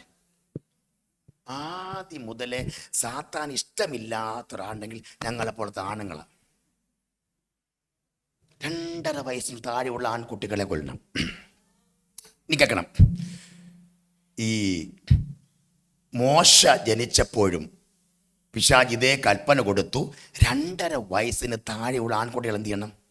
കൊല്ലണം. കണ്ടോ, യേശു ജനിച്ചപ്പോഴും അതേ പിശാച് കൽപ്പന കൊടുത്തു 2.5 വയസ്സിന്. അപ്പൊ പിശാചിന് ആരെ ഇഷ്ടമില്ല? ഒന്ന് നിങ്ങളെല്ലാം പറഞ്ഞാട്ടെ. സഹോദരിമാരൊക്കെ പണ്ടേ സാത്താൻ ഇഷ്ടമാണ്, അല്ലേ? പറയാം. അതുകൊണ്ട് അവരെ ചിരിയണ്ട പറഞ്ഞപ്പം. സ്തോത്രം. അതിന് പ്രത്യേകത ഞാൻ പറയാം. പുരുഷന്മാരെ പണ്ടേ സാത്താൻ ഇഷ്ടമില്ല. കാരണം ഈ പുരുഷന്മാരിലൂടെ ദൈവം ചെയ്യാൻ പോകുന്ന വലിയ പ്രവൃത്തി, അവരൊക്കെ എഴുന്നേറ്റ് നിന്ന് ഒരു വാക്ക് ഇവിടെ നിന്ന് പ്രസംഗിച്ച കേൾക്കുന്ന കേൾവിക്കാരുടെ ഉള്ളത്തിനകത്ത് രക്ഷ കയറി ചെല്ലും. ഒരു സ്തോത്രം പറഞ്ഞാട്ടെ. സ്തോത്രം. അപ്പോൾ പിശാചിന്റെ പദ്ധതി എന്ന് പറയുന്നത് ആരും രക്ഷകനെ കാണാൻ പാടില്ല, രക്ഷപ്പെടാൻ പാടില്ല, രക്ഷ പ്രാപിക്കാൻ പാടില്ല. അതുകൊണ്ട് പിശാച് പറഞ്ഞ പദ്ധതിയാണ് 2.5 വയസ്സിന് താഴെയുള്ള ആൺകുട്ടിയെ കൊല്ലണം. ആരെ കൊല്ലാൻ വേണ്ടി? മറ്റുള്ള അമ്മയെ അപ്പന്മാരുടെയും ആൺകുട്ടികളെ കൊല്ലാൻ വേണ്ടി പിശാചിന്റെ പദ്ധതി ഒരിക്കലും യേശുവിനെ കൊല്ലണം. യേശുവിനെ കൊല്ലണമെങ്കിൽ മറ്റ് ആൺകുട്ടികൾ എന്ത് ചെയ്യണം? മരിക്കണം. അതേപോലെ മോശെ കൊല്ലാൻ വേണ്ടിയാണ് 2.5 വയസ്സിന് താഴെയുള്ള ആൺകുട്ടിയെ കൊല്ലാൻ പിശാച് പദ്ധതി ഒരുക്കിയത്. സ്തോത്രം ചെയ്യുന്നു. പക്ഷെ ഇങ്ങോട്ട് നോക്കൂ, അങ്ങനെ പിശാച് പദ്ധതി ഒരുക്കുമ്പോഴുണ്ടല്ലോ, മോശ ആര് കൊല്ലാൻ വേണ്ടി പദ്ധതി ഒരുക്കിയോ അവൻ്റെ വീട്ടിനകത്ത് മോശയെ ദൈവം വളർത്തി. ഒരു സ്തോത്രം പറ. ഒന്നുകൂടെ ദൈവത്തെ സ്തുതിക്കൂ. എന്തെന്നറിയാം മക്കളെ, ദൈവം മോശയെ ഈ ഭൂമിയിലോട്ട് സ്തോത്രം അയച്ചിട്ട് അവൻ വാഗ്ദത്ത സന്തതിയ. ദൈവത്തിന് പദ്ധതിയുണ്ട്. 430 വർഷം കാലപ്പഴക്കമുള്ള കെട്ടിനെ അഴിക്കാൻ ഒരു മോശയെ ദൈവത്തിന് ഭൂമിയിൽ വേണം. മിസ്രൈമിൽ 20 ലക്ഷം ജനങ്ങൾ 430 വർഷം മിസ്രൈമിൽ പറവോന്റെ അടിമയിൽ കെട്ടിക്കിടക്കുന്ന ജനത്തെ 430 വർഷം കാലപ്പഴക്കമുള്ള കെട്ടിനെ അഴിക്കണമെങ്കിൽ വാഗ്ദത്തമായ മോശ ജനിച്ചിരിക്കണം. ഒന്ന് കരമുയർത്തി സ്തോത്രം പറയാമോ? അങ്ങനെ ദൈവത്തിനൊരു വ്യക്തിയെക്കുറിച്ച് മഹത്തായ പദ്ധതി ഉണ്ടെങ്കിൽ അവനെ കൊല്ലാൻ ഒരു ശക്തിക്കും കഴിയത്തില്ല. ദൈവത്തിന് എന്നെയും നിങ്ങളെയും കുറിച്ച് ഒരു മഹത്തായ പദ്ധതി ഉണ്ട്. ഇവിടെ ഇരിക്കുന്ന എന്റെ പിതാക്കന്മാരോടും തലമുറയോടും മാതാക്കന്മാരോടും ഞാൻ ഇന്ന് രാത്രി ദൂത് പറയാം. നിങ്ങളെ കുറിച്ച് ദൈവത്തിനൊരു മഹത്തായ പദ്ധതി ഉണ്ടെങ്കിൽ പിശാച് എന്തൊക്കെ പഴുത് നിങ്ങൾക്കെതിരായി ഒരുക്കിയാലും നിങ്ങളുടെ കണ്ണടയാൻ ദൈവം അനുവദിക്കത്തില്ല.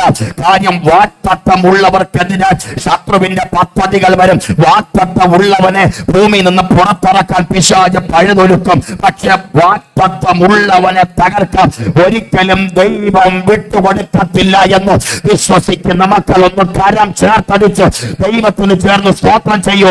ഞാൻ ഇന്ന് രാത്രി ഇവിടെ നിന്ന് ഈ ദൂത് ഇവിടെ പറയുമ്പോൾ ഇതിനകത്ത് വാഗ്ദത്തമുള്ള ധാരാളം പിതാക്കന്മാരുണ്ട്, മാതാക്കന്മാരുണ്ട്. ദൈവം പറഞ്ഞ വാഗ്ദത്തങ്ങൾ നിങ്ങളുടെ കുടുംബത്തിനകത്ത് കണ്ണുകൊണ്ട് കാണാതെ നിങ്ങളുടെ കണ്ണടയാൻ ദൈവം അനുവദിക്കത്തില്ല. സ്തോത്രം. അതുകൊണ്ട് പിശാചിന് പുരുഷന്മാരോട് ഒരിക്കലും ഇഷ്ടമില്ല. അതുകൊണ്ട് നോക്കൂ, ഏത് ക്രിസ്ത്യൻ പള്ളിയിൽ ചെന്നാലും, ഏത് ചർച്ച്, പ്രത്യേകിച്ച് പെന്തക്കോസ്ത് പള്ളിയിൽ ചെന്നാലും 150 പെണ്ണുങ്ങളും 3 ആണുങ്ങളും കാണും. സ്തോത്രം പറഞ്ഞാട്ടെ. ഏത് ചർച്ച ചെന്നാലും സഹോദരിമാരിലെ കൂടുതലും ഇവർക്ക് എൻ്റെ ഭാഷ അറിഞ്ഞൂടെ സ്തോത്രം ചെയ്യുന്നു, അല്ലേ? പുരുഷന്മാരെന്ന് അങ്ങനെ കൂടുതൽ ഇല്ല, പള്ളിയിലില്ല. സഹോദരിമാരെ പള്ളി വന്നിരിക്കും. പുരുഷന്മാരെ ഞായറാഴ്ച ലീവ് സമയത്ത് ഒരു കുപ്പിയൊക്കെ എടുത്ത് അടിച്ചിരിക്കും. സ്തോത്രം പറഞ്ഞാട്ടെ. എന്ത് ബാക്കിയൊന്നും അവർക്ക്, അല്ലേ? അപ്പം പുരുഷന്മാർ ദൈവസേന വരുന്നതും സത്യത്തിൽ എന്നെ സംബന്ധിച്ചിടത്തോളം, എൻ്റെ അപ്പൻ ഇന്ത്യൻ യുവാജലിക്കിൻ്റെ അച്ഛനാണെങ്കിലും ഞാൻ 7ാമത്തെ വയസ്സിൽ ഗായികപരമായി പഠിച്ചു. 7ാമത്തെ വയസ്സിൽ ഗായികപരമായി പഠിച്ചിട്ട് 15 വയസ്സായപ്പോൾ നേപ്പാൾ കാഠ്മണ്ഡു ചെന്ന് 3 ഗൂർഖമാരെ ഫൈറ്റാണ് ഫസ്റ്റ് ബ്ലാക്ക് ബെൽറ്റ് നേടിയത്. ഇവിടെ പണ്ടൊക്കെ ഒരു കൂർക്ക കത്തിയും വെച്ചുകൊണ്ട് ഏതെങ്കിലും കടയുടെ മുമ്പ് അവനെ കാണുമ്പോഴേ നമ്മൾ ഓട്ടം.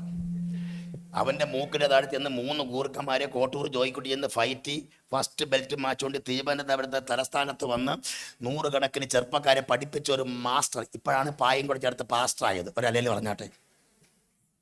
സ്തോത്രം. ചരിത്രത്തിൽ എല്ലാവർക്കും അറിയാം.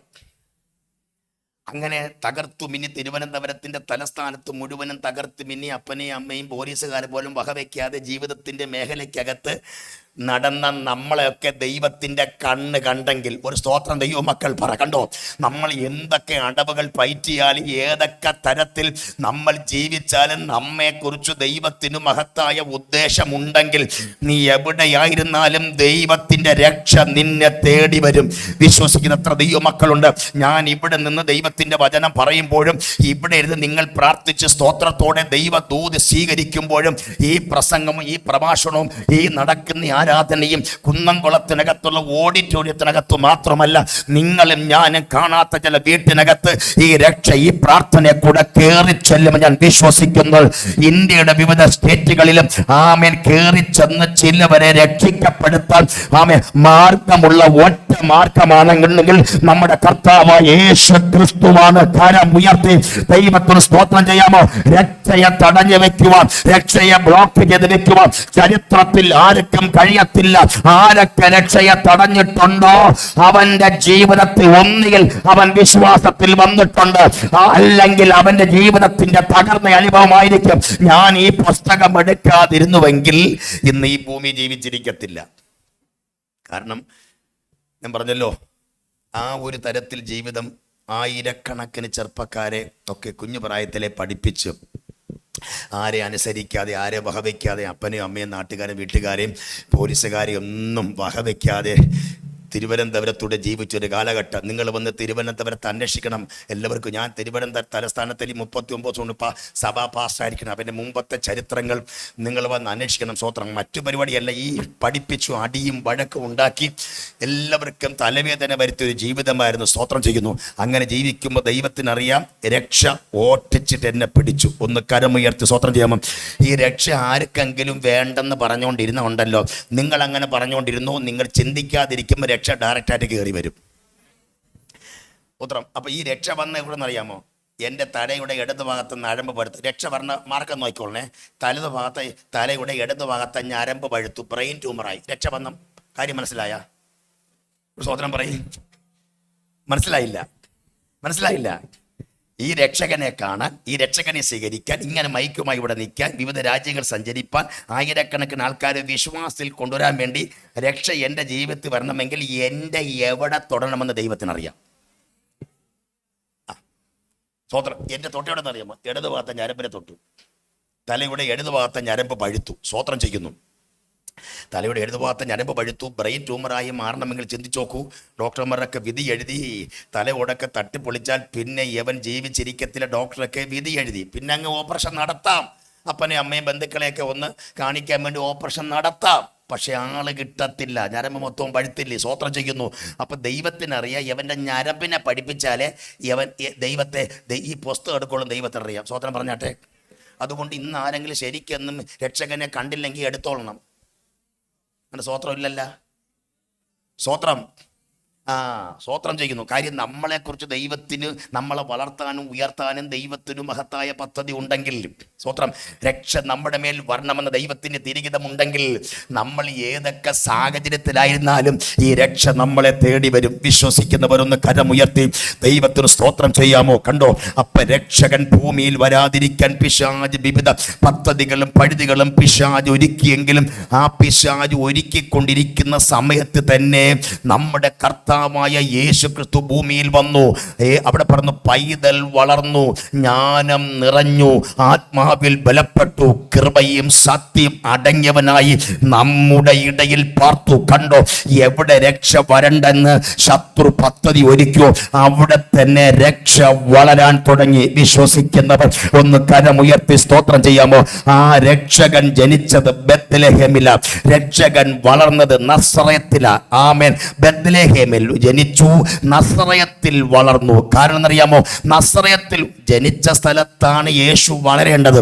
പക്ഷെ ബെത്ലഹേമിൽ ജനിച്ചിട്ട് അവിടെ വളരാതെ നമ്മുടെ കർത്താവ് യേശു ക്രിസ്തു നസറയത്തിൽ വളരാൻ കാര്യമുണ്ട്. യേശു ഭൂമിയിലേക്ക് ജനിക്കുന്നതിൻ്റെ ഉദ്ദേശം അറിയാമോ? എവിടെയെല്ലാം എന്തൊക്കെ പൈശാചിക പദ്ധതി ഉണ്ടോ അതിനെയൊക്കെ കർത്താവിനെ പൊളിച്ചടക്കിയിട്ട് ആ ദേശം കർത്താവിനെ പിടിച്ചെടുക്കണം. കരമുയർത്തി ദൈവത്തിന് സ്തോത്രം ചെയ്യാമോ? എന്തുകൊണ്ടാണ് നസറയത്തിൽ യേശു വളരാൻ കാര്യം?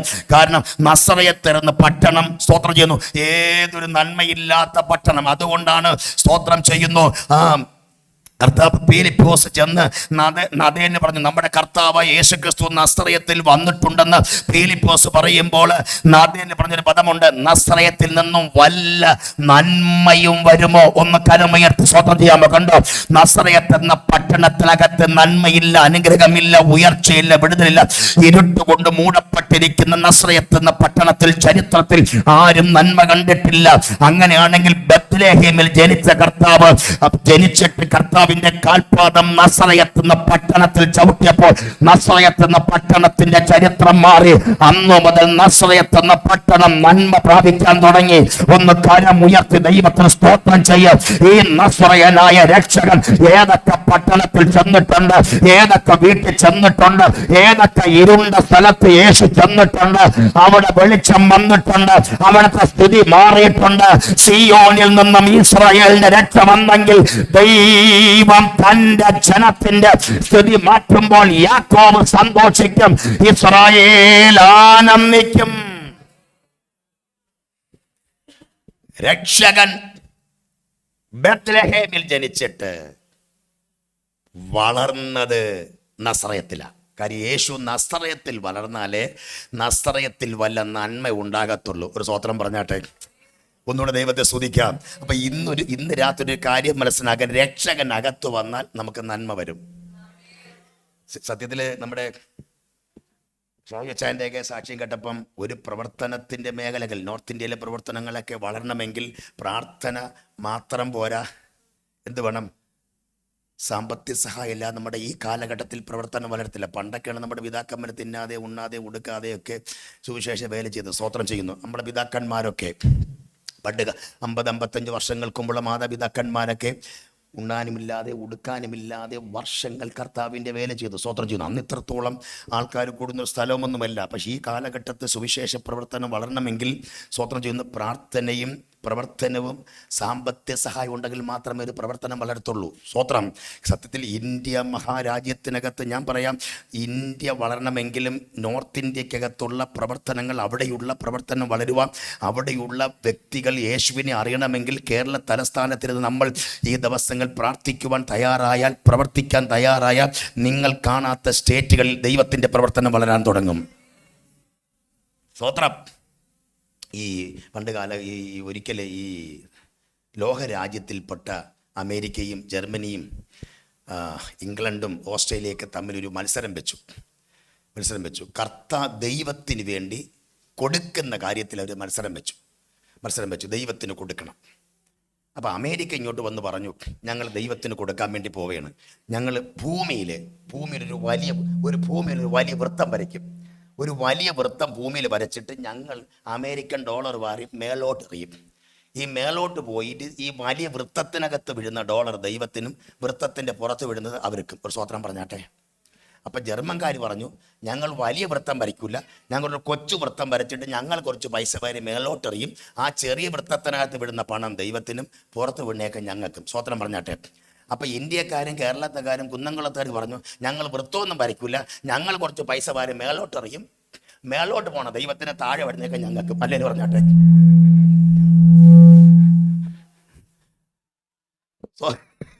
ഒരു സ്തോത്രം പറയാം. അത് പറഞ്ഞ ആർക്കും സ്തോത്രമില്ല.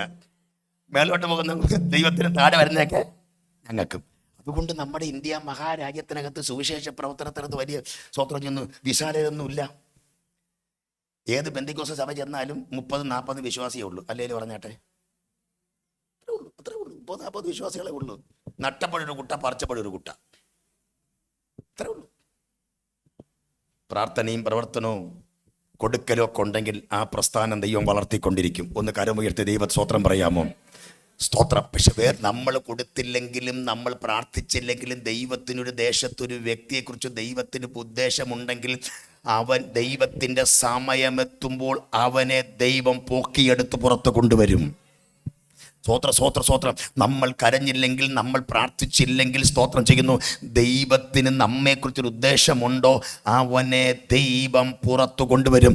നിങ്ങൾ കർത്താവിൻ്റെ വേല ചെയ്തില്ലെങ്കിൽ, നിങ്ങൾ ദൈവത്തിനു വേണ്ടി നിന്നില്ലെങ്കിൽ ദൈവരാജ്യത്തിന് ഒരു കുറവും സംഭവിക്കത്തില്ല. നമ്മുടെ പേരിൽപ്പെട്ട ആളെ ദൈവം എഴുന്നേൽപ്പിക്കും. ഒന്ന് കരമുയർത്തി ദൈവത്തിന് സ്തോത്രം ചെയ്യാം മക്കളെ.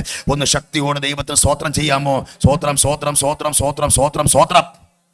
കാരണം യേശുക്രിസ്തുവിൻ്റെ കൂടെ 3.5 വർഷം നടന്ന ഷീമോൻ പത്രോസാണ് എൻ്റെ കർത്താവിൻ്റെ തോളത്ത് ക്രൂശ് ചുമക്കുമ്പോൾ, ക്രൂശ് കയറുമ്പോൾ വഴിക്ക് വെച്ച് യേശുവിൻ്റെ ക്രൂശിൻ്റെ അറ്റം ചുമക്കേണ്ട ആളാണ് ഷീമോൻ പത്രോസ് കേട്ടോ.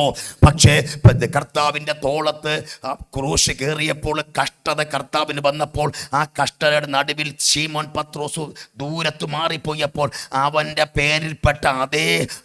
പേരിൽപ്പെട്ട മറ്റൊരുത്തനായ കുറേനേക്കാരൻ ഷീമോനെ എൻ്റെ കർത്താവിൻ്റെ ക്രൂശ് ചുമപ്പാൻ ദൈവം എഴുന്നേൽപ്പിച്ചു. ഒന്ന് കരം പൊക്കി സ്തോത്രം പറയാമോ?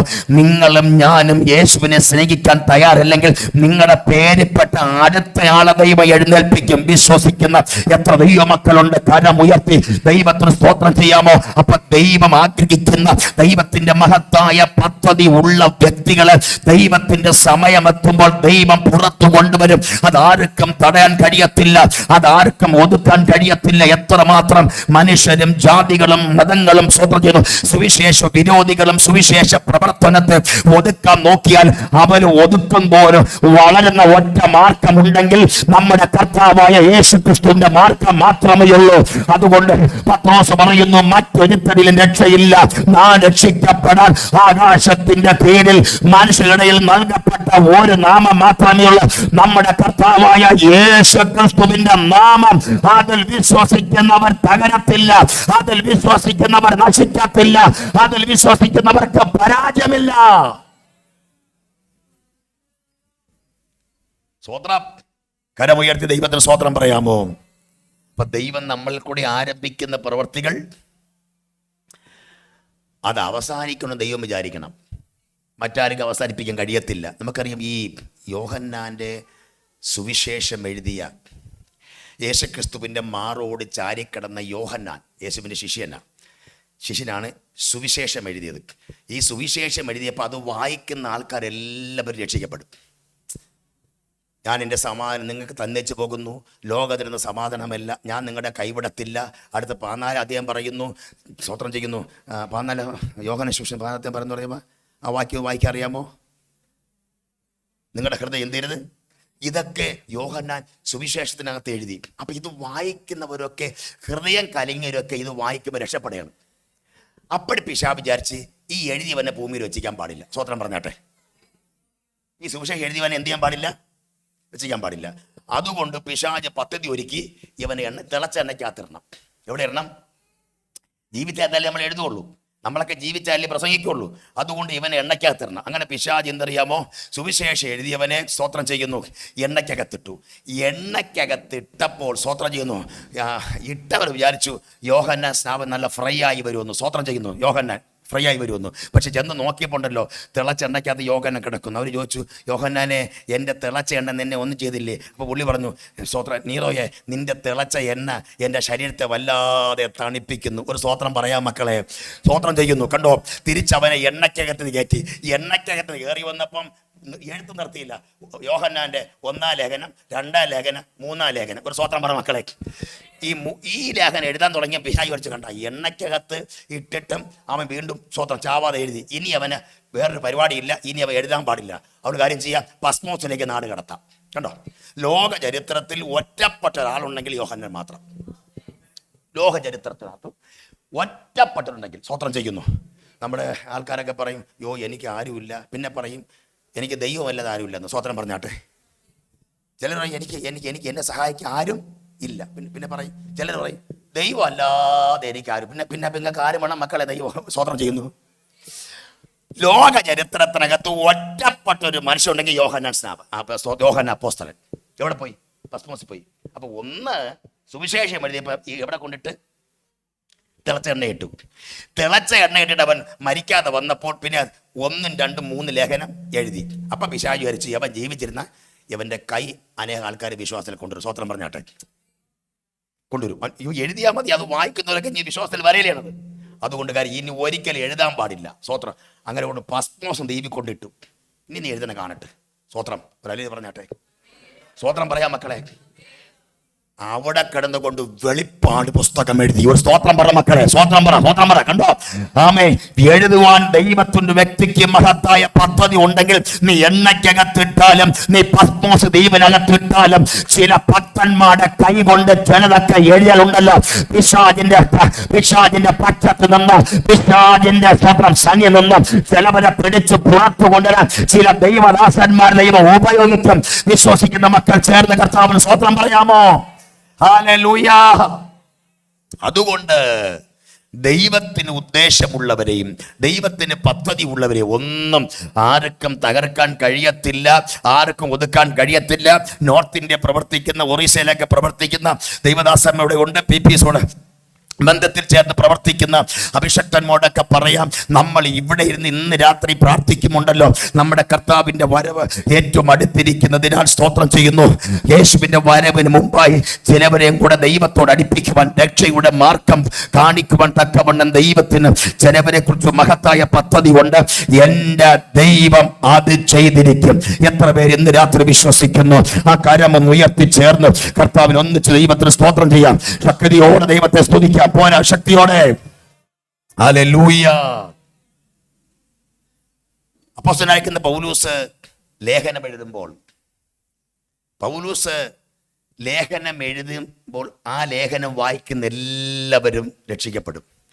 അതുകൊണ്ട് പൗലോസിനെ പിടിച്ച കാരാഗ്രഹത്തിട്ട് അവിടെ കിടന്ന് എഴുതാണെങ്കിൽ സ്വതന്ത്രം പറഞ്ഞാട്ടെ, സ്വതന്ത്രം പറയാ. അവിടെ കിടന്ന് കാരാഗ്രഹത്തിൽ കിടന്നവൻ ലേഖനം എഴുതി. അതിനകത്തുള്ള പലരെയും പൗലോസ് പുറത്തു കൊണ്ടുവന്നു. അങ്ങനെ പൗലോസിന്റെ ജീവിതത്തിൽ ദൈവം ദമസ്കോസിന്റെ പടിവാതിൽക്കൽ വെച്ച് ദൈവം ഒരു പ്രവൃത്തി തന്നിലൂടെ ആരംഭിച്ചതിനെ കാരാഗ്രഹത്തിനകത്ത് ഒതുക്കാൻ നോക്കി. സ്തോത്രം ചെയ്യുന്നു. അവിടെ പൗലോസ് ഒതുങ്ങിയില്ല. പല സ്ഥലത്ത് വെച്ച് പൗലോസിനെ ഭൂമിയിൽ നിന്ന് മാറ്റപ്പെടുത്തുവാൻ വേണ്ടി പദ്ധതി ഒരുക്കി.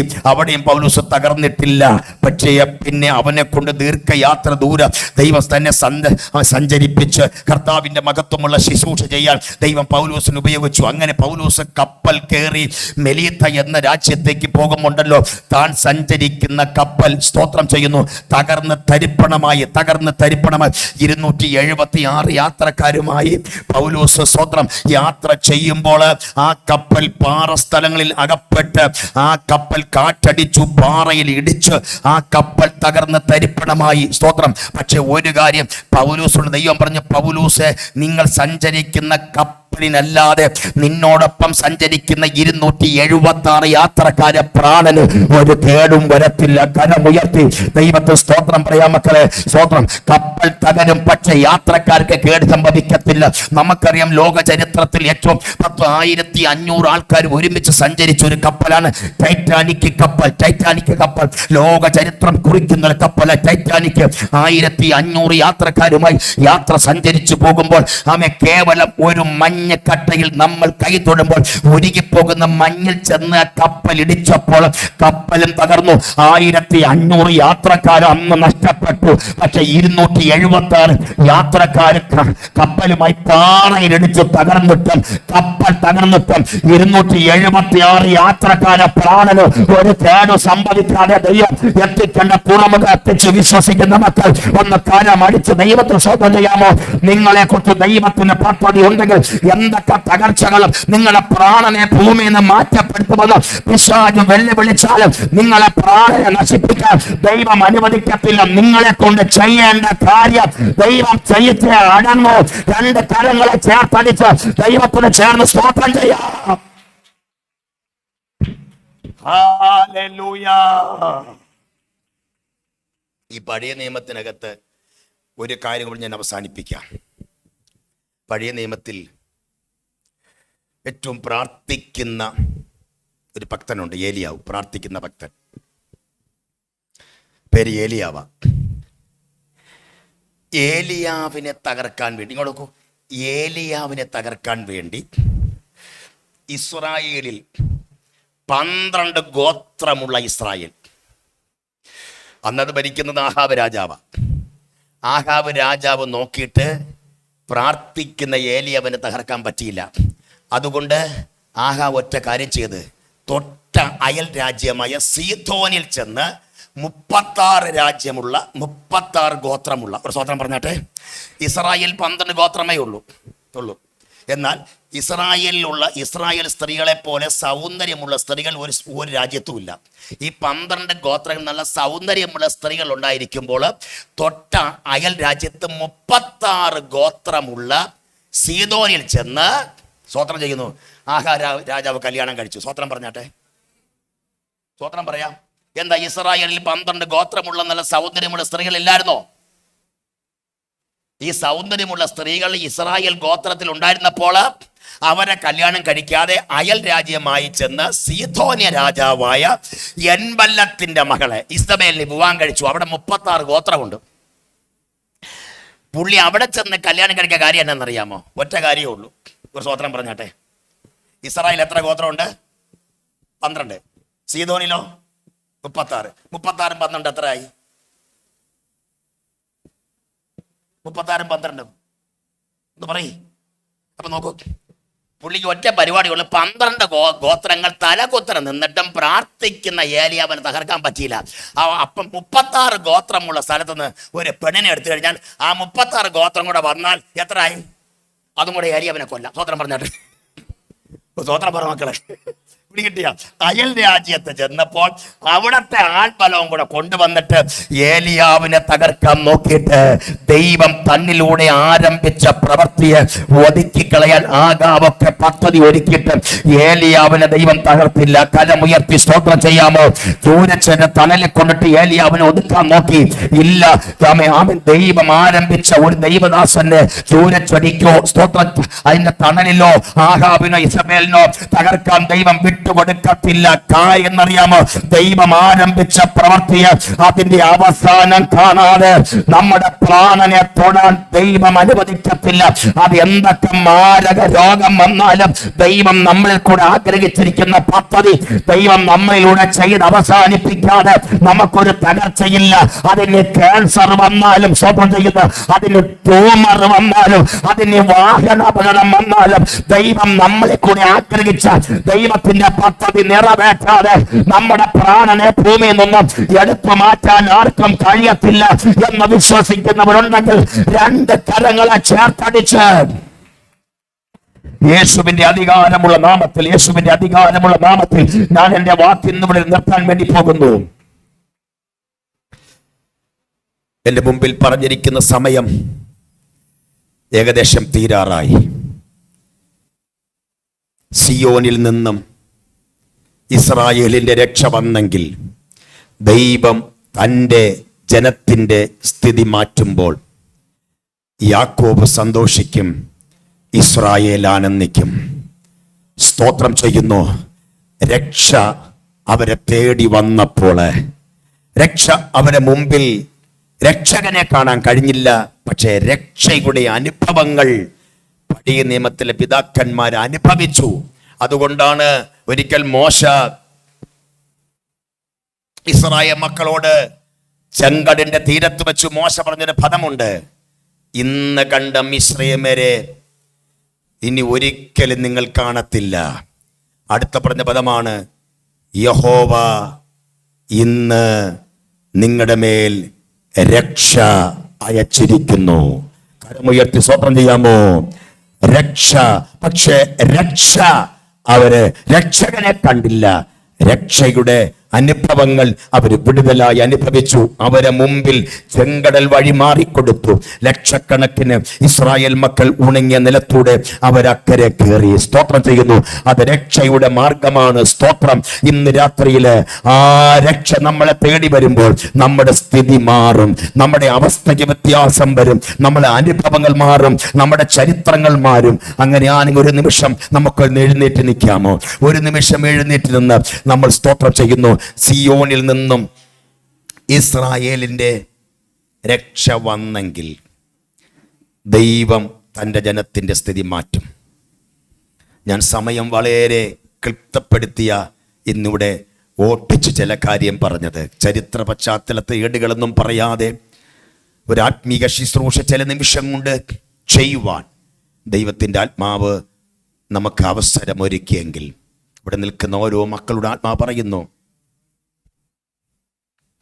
സിയോനിൽ നിന്നും ഇസ്രായേലിൻ്റെ രക്ഷ വന്നാൽ ദൈവം തൻ്റെ ജനത്തിൻ്റെ സ്ഥിതി മാറ്റും. എവിടെയെല്ലാം സ്ഥിതി മാറിയിട്ടുണ്ടോ അവർ സന്തോഷിച്ചിട്ടുണ്ട്, അവരാനന്ദിച്ചിട്ടുണ്ട്.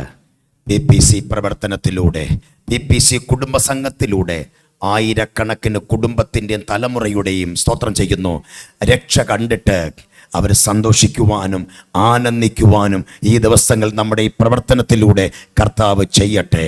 യാക്കോബേ, നിന്റെ സ്ഥിതി സ്തോത്രം ചെയ്യുന്നു ലൂസ് എന്ന സ്ഥലത്ത് വെച്ചു ദൈവം നിന്റെ സ്ഥിതി മാറ്റി. സ്തോത്രം ചെയ്യുന്നു. അവിടെ നിന്ന് നീ മാറി യാബോക്ക് കടൽ തീരത്ത് വന്നു. അവിടെ വെച്ച് ദൈവം പറഞ്ഞൊരു പദമുണ്ട്, നീ ഇനി ഒറ്റയ്ക്കല്ല, നിന്റെ പേര് നീ യാക്കോബെന്നല്ല, നിന്റെ പേര് ഇസ്രായേൽ. ഒറ്റയ്ക്കായ നീ ഒരു വലിയ ജനതയായി മാറാൻ പോകുക. സ്തോത്രം ചെയ്യുന്നു. നിന്റെ സ്ഥിതി മാറാൻ തക്കവണ്ണം ദൈവം യാക്കോബിനെ ഉപയോഗിച്ചുവെങ്കിൽ ഇന്ന് രാത്രി ഇവിടെ നിൽക്കുന്ന ഓരോ ദൈവജനത്തിന്റെ സ്ഥിതിയെ മാറ്റിയെടുക്കുവാൻ കർത്താവിന് നമ്മെക്കുറിച്ച് മഹത്തായ പദ്ധതിയുണ്ട്. ഒരു നിമിഷം എത്ര മക്കൾ പ്രാർത്ഥിക്കാൻ ആഗ്രഹിക്കുന്നു? ഞങ്ങളുടെ ദേശത്ത്, ഞങ്ങളുടെ കുടുംബത്തിനകത്ത്, ഞങ്ങളുടെ ബന്ധുക്കൾ, ഞങ്ങളുടെ മിത്രങ്ങൾ പോരാ, ഞങ്ങളുടെ ദേശം, ഞങ്ങളുടെ പട്ടണം, ഇന്ത്യയുടെ വിവിധ സ്റ്റേറ്റുകളിൽ സുവിശേഷ വിരോധികൾ സുവിശേഷത്തിനെതിരായി തലപൊക്കി നിൽക്കുമ്പോൾ അതിൻ്റെ നടുവിൽ കർത്താവെ ആ രക്ഷ അവരെ തേടി ചെല്ലണമേ എന്ന് പ്രാർത്ഥിപ്പാൻ എത്ര ദൈവ കുഞ്ഞുങ്ങളുണ്ട്. ഈ പ്രാർത്ഥനയാണ് PPC പ്രവർത്തനത്തിന്റെ വലിയ സ്തോത്രം ചെയ്യുന്നു. അതിരുകളെ ദൈവം വിശാലമാക്കാൻ പോകുന്നു. PPCയുടെ സ്ഥിതിയെ ദൈവം മാറ്റി.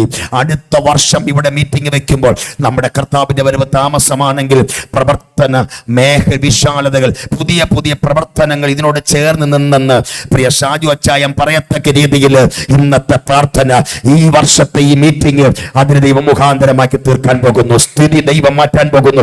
ഇവിടെ നിൽക്കുന്ന ഓരോ മാതാപിതാക്കന്മാരുടെ, നിങ്ങളുടെ തലമുറയുടെ സ്ഥിതിയെ ദൈവം മാറ്റും. തലമുറയുടെ സ്ഥിതിയെ ദൈവം മാറ്റും. നമ്മുടെ അവസ്ഥകൾക്ക് ദൈവം വ്യത്യാസം വരുത്തും. യേശുവിന്റെ നാമത്തിൽ ഞാൻ ഇന്ന് രാത്രി PPC പ്രവർത്തനത്തിൽ ഒരു ദൂത് പറയുന്നു. ദൈവം നിങ്ങളെ കൂടി ആരംഭിച്ച ഈ നല്ല പ്രവൃത്തിയെ യേശുക്രിസ്തുവിന്റെ നാളോളം തികയ്ക്കും. ഏതാണ് മക്കളെ യേശുക്രിസ്തുവിന്റെ നാള്?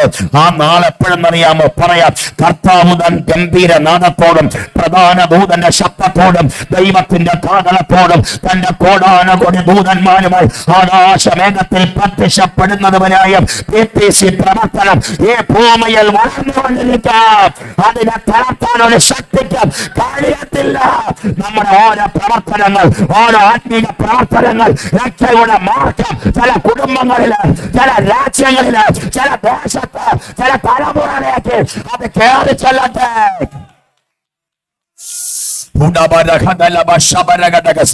യേശുവിന്റെ നാമത്തിൽ ഞാൻ ഇന്ന് രാത്രി പരിശുദ്ധാത്മാവനോട് പറയുന്നു, നമ്മുടെ പ്രവർത്തനങ്ങൾക്ക്, നമ്മുടെ മിഷൻ പ്രവർത്തനങ്ങൾക്ക്, നാം പ്രവർത്തിക്കുന്ന ദൈവദാസന്മാർക്ക്, അതിൻ്റെ മുമ്പിൽ നിൽക്കുന്ന അഭിഷക്തനും കുടുംബത്തിനും ഇതിനു വേണ്ടി സഹായിക്കുന്ന ദൈവ കുഞ്ഞുങ്ങൾക്കെതിരായി തലപൊക്കി നിൽക്കുന്ന ദേശത്തിൻ്റെ ചില ശക്തിയെ യേശു പറഞ്ഞൊരു പദം കൂടെ ഞാൻ പറയാം.